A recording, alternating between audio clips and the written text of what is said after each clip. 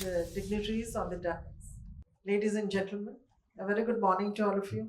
I have listened to some of the most wonderful speeches till now and very inspiring, very informative, and it has been a good time for me too. It is, of course, a matter of great privilege and honor to be part of the Women Leadership Summit Emerge. What a wonderful name you have given, Emerge, built around the powerful and progressive theme from women development to women-led development. I sincerely thank the Hyderabad Management Association for this opportunity to come here and listen to all of you and be with you. The theme reflects not just a shift in policy language, but a transformation in thought, intent, and action. For many years, women development was approached as a supportive or welfare driven initiative, something done for women. Today, we are moving towards women led development, about women who are at the forefront, designing, leading, innovating, and transforming systems. This is not an incremental change, this is a paradigm shift. Women led development means that women are no longer participants alone, they are decision makers, institution builders, and change leaders. It is about agency, voice, and leadership at every level, from grassroots governance to global boardrooms. I'm particularly pleased that this conclave brings together distinguished leaders from the industry, from academia, and governance, creating a vibrant platform for meaningful dialogue. The diversity of themes, technology and AI, media and entertainment, policy and society, entrepreneurship, of course, family business succession. I would love to listen to this family business succession lecture, and women in leadership reflects the complexity and dynamism of the world we are shaping today. In an era defined by rapid technological advancement, especially artificial intelligence, it is essential that women are not just included but also lead these transformations. They also have a voice and they are part of the decision making. Technology must be inclusive, as Madam has already told the speaker before me. It must be ethical and representative. That it is only possible when women are equal stakeholders in its creation and development. At the same time, conversations around policy, society, and leadership are equally critical. True development is not measured only in economic terms, but in dignity, opportunity, and success. Women led development ensures that growth is more equitable, more sustainable, and more humane. In my journey in public service, particularly in the correctional systems, I have witnessed that women do have extraordinary resilience and strength. Even in the most difficult circumstances, women have demonstrated the ability to build, reform, and rise with dignity, given the correct and the right opportunities. As the Telangana Prison and Correctional Development Service Department, we have been working with a reformative and rehabilitative approach. In fact, I would, if um, Hyderabad Management Association would like it, I would request you and welcome you to a visit to one of our jails. You just see what is the reformative and rehabilitation activities that we have taken up. And I have seen change before my own eyes. Many times we think that once a person is a criminal, we cannot change. But there are changes, and it is a fact. There have been changes. Not all people change, but some people change. And that brings a big difference in the society.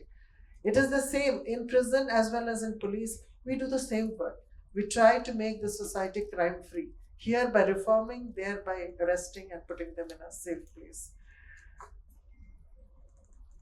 And our goal, as I keep telling, is not just punitive. It's not punitive at all now. It's correction and transformation. It is also important to recognize that leadership is not defined by position alone, but by impact. Women leaders today are redefining leadership with qualities such as empathy, collaboration, resilience, and inclusiveness. Qualities that are essential for navigating today's complex world. To the young women who are present today, I would like to say that four things. Believe in your potential. Already Chetra Jain Garu has told you that believe in your potential. Harness, she said, harness your potential. So that is very, very essential. For ages, women have been told that they are somewhat inferior in qualities and all. So that does have some impact. We have to get over that. Now, there are so many changes which tell you that that is not correct. So you are as good as anyone else. In fact, I always remember Swami Vivekananda. He had told that if you don't believe in yourself, then nobody will. And if you don't believe in yourself, you are an atheist. He didn't even say that if you don't believe in yourself, you have to believe something else. He just made it very clear that you are an atheist. What is the use of believing in God when you don't believe in yourself? And you will believe in yourself when you have made yourself capable. So that also is there. Do not hesitate to take leadership roles. That will bring extra responsibilities. As already Chetna Garu has told, that if you don't take the responsibility, you're just making excuses. That is also true. I will tell you one incident when I was asked to become the superintendent of police of Warangal. Warangal at that time was considered a macho district because it was highly affected by left-wing extremism, and people thought, even the then IG at that time said, "Oh my God, how can I work with a woman SP? What will she do? She'll spoil the entire work that we have done over a period of time." And the Director General of Police called me and said, "Can you manage?" I said, "Yes." I went there, and I'm very proud to say that some of the work that I did there was not done earlier. It was a very successful tenure. To say one small thing that I'll tell you, in Medaram Jatra, that used to happen in deep forest, and that time those roads were not good. And most of the time, every time before me, there was some incident or the other. And the last incident was that they had even brought the pamphlets and pasted them on on our police cap. That was the thing. In my during my tenure, not a single incident happened, and everything was peaceful. Even though intelligence information was that they are going for a big kill. I was told that message has been intercepted, that this time we'll have a big kill. Despite the life threats, despite everything, I did so well. And of course, the team is also there. And I was so proud. Had I not taken that responsibility, I wouldn't have understood my own potential. I wouldn't have realized my own potential. Then many times opportunities do come. And many times we feel, no, this is not the time. I will raise my child now. I'll take it later. Don't do that. Don't miss opportunities. It is a fact that opportunities don't knock your door twice. When the opportunity comes, just grab it, take it, use it. And